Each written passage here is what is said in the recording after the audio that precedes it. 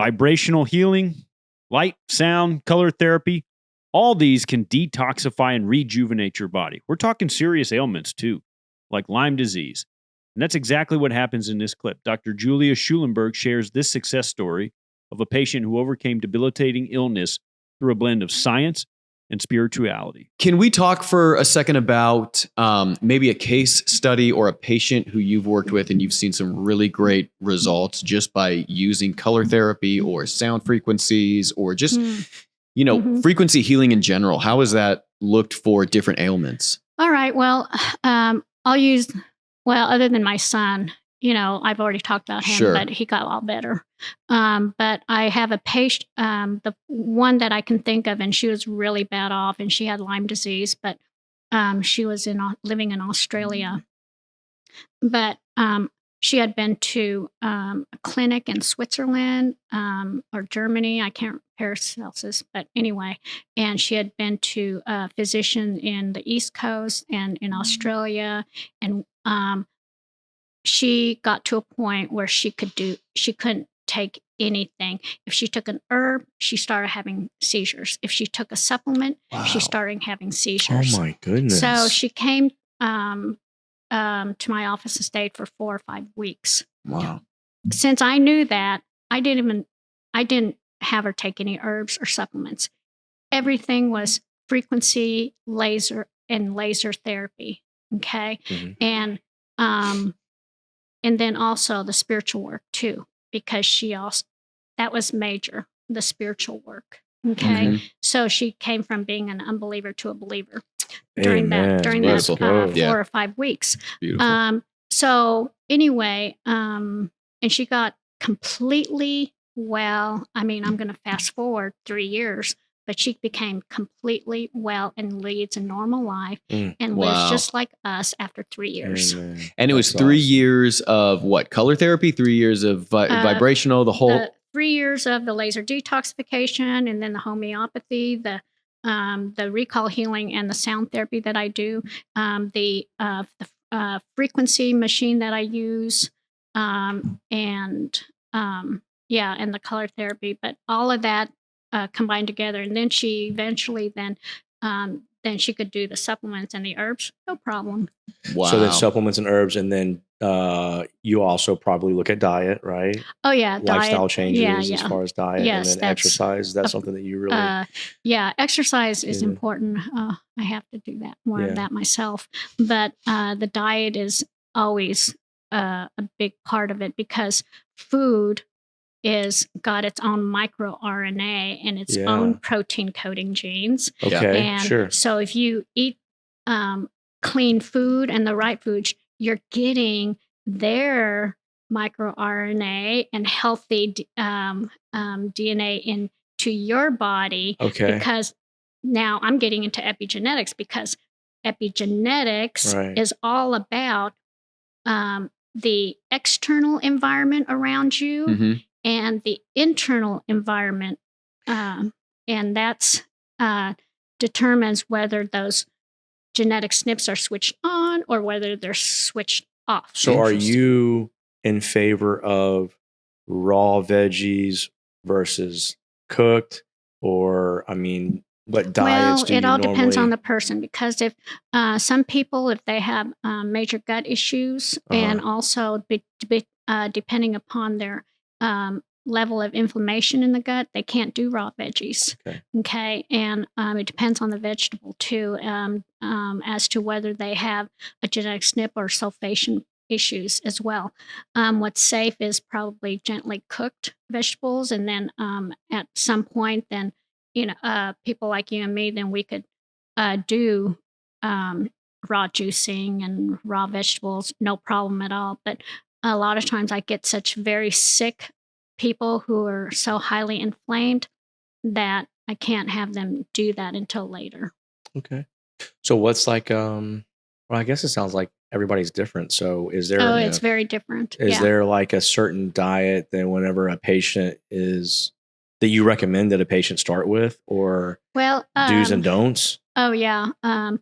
Actually on my website, I have basic food recommendations, a Okay, shopping cool. guide. Yeah, we'll link Okay, that. so- yeah. Yeah. So on my so the shopping guide is a category of the healthier nuts, the healthier oils, the healthier dairy, the healthier meats, Uh-huh. and so that when they go on there, they could take it actually to the grocery store, and if they want to buy some nuts, they're like, I should get, maybe some walnuts instead of the, peanuts full of mycotoxins. Yeah. Yeah. Right.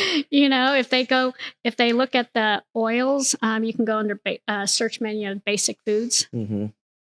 And so anyway, yeah, it's really everybody's shopping guide. Okay.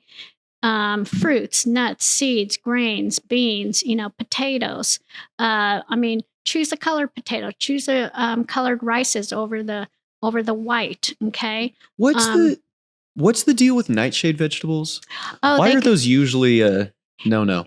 It's not a no-no for everybody, but if you have gut inflammation, those nightshades, such as the wheat, the corn, the peppers, isn't also like the bell peppers, eggplant and isn't tomatoes? Okay. Yeah. The eggplant, those can they just exacerbate the inflammation in the intestines. Okay. So it's Interesting. not that you need to avoid the nightshades forever and ever. You just want to avoid it while as long as your gut is really inflamed and tender. Gotcha. Like raw. Gotcha. So it could be a good test for people to see if they don't tolerate nightshades. Maybe there's an underlying There you problem go. there that they should address. Exactly. I want to switch gears real quick. I want to talk about detoxification from frequency therapy. Is there any benefit to detoxing this way, particularly if you deal with a what's it called? Where you have trouble detoxing. What's that called? The methylation. Methylation. Yeah, thank you. Uh-huh. Is there anything that does differently rather than a traditional detox with Yes, it does. supplements? Okay. Someone who has trouble methylating, Yeah. one is what it means is there's this methylation cycle. Okay. That goes like this. So what it just means is that certain amino acids and glutathione, they have trouble metabolizing that in this cycle. Right. Okay. And then it also means that they have sulfites and sulfates stuck in that cycle that can't escape and that can't get out. They can't detoxify that. Okay. And then it also means too that they have certain chemicals and they have heavy metals stuck in that cycle that's breaking that cycle. Okay. So then they have sulfites and sulfates stuck in there. They have glutathione that their body isn't producing well enough because of that break. And then they have amino acids that they can't break down and metabolize. Right. And then they're highly sensitive to a lot of foods and supplements, especially certain amino acids, because the body can't break that down. Right. And like B vitamin, that as well, right? Yeah. And then there's different B vitamins. You've got the cyanocobalamin, the methylcobalamin, the hydroxycobalamin, the adenosylcobalamin, or the combination. And then sometimes they certain people with a different methylating, depending upon their genetics, SNPs, sometimes they need the hydroxy, sometimes they need the adenosine, sometimes they need it with the folate, sometimes they can't do the folate yet, sometimes you have to wait. It all depends upon their genetic SNP and what people call the MTHFR, but a lot of people have that now. Mm-hmm. Like for people at home watching, the basics is that protein is essentially useless. And so the body breaks it down into amino acids to where it can use it. Same thing with folic acid, right? It breaks it down into folate. So people who are gluten intolerant, they can't take folic acid and process it into folate, right? And so that's the problem with the methylation that you're talking about, is like we ingest these foods. That's not how the body uses them. It has to break them down into something else, right? And it's unable to do that. So I have that problem, by the way, and that's why I was asking about it. But yeah. So the body can't do that because of that genetic SNP. Okay, Right. so when you have that, then you have to start off with one by one detoxing them, and the easiest way, the best way, is with homeopathy and or the frequencies. Okay. And then and actually that's my niche, is because I find a lot of people who come in and the doctors don't know how to do it systematically. Yeah. Okay. They throw them with methylating supplements. Well, they can't handle the methylating supplements and yet because they're so toxic. Well, they're so toxic because of their genetic SNP. Yeah.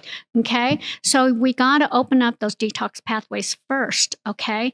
And then little by little add in the appropriate supplement or methylating supplement, whether it's the methylcobalamin or the folate or a certain amino acid. And then after that, then they can detox of the heavy metals. But it gets really complicated, and we get more and more complex people because more and more people are so sick and more people have so many genetic SNPs. And that takes me to the genetic thing too, because a lot of people come, they're not a lot, but I have a handful of people who come to me saying, oh, I've got the MTHFR. And I'm like, oh, yeah, I already knew that. I saw here's it in your my eyes genetic. when you walked in the room. Yeah. I saw it as soon as you walked in. Yeah. I can smell it a mile away. You're right. But anyway, so they have these genetic panels done that costs hundreds of dollars or whatever. And there's a place for that, okay? Because objectively, it helps people be convinced, oh, they do have a genetic issue. They do have to treat themselves differently. Okay. But the issue that I have also with it is that, and it tells people like their level of sensitivities. Okay. And the level and seriousness of the genetic SNPs and how many they have. And also it determines like their the autophagy that you were speaking of earlier. But okay, think of this though. Those genetic panels test for approximately less than 30,000 protein coding genes. But you know how many protein coding genes we actually have though? How many? Over 100,000. Oh wow. Oh wow. So So it misses a lot. We're getting just a snippet of the whole picture. Yeah. Okay. So it's not that I disregard the genetic panels, but I take it with a grain of salt. Okay. Guys, if you like this clip and want to see the episode in full, go ahead and click here. And if you want to see another clip, click here.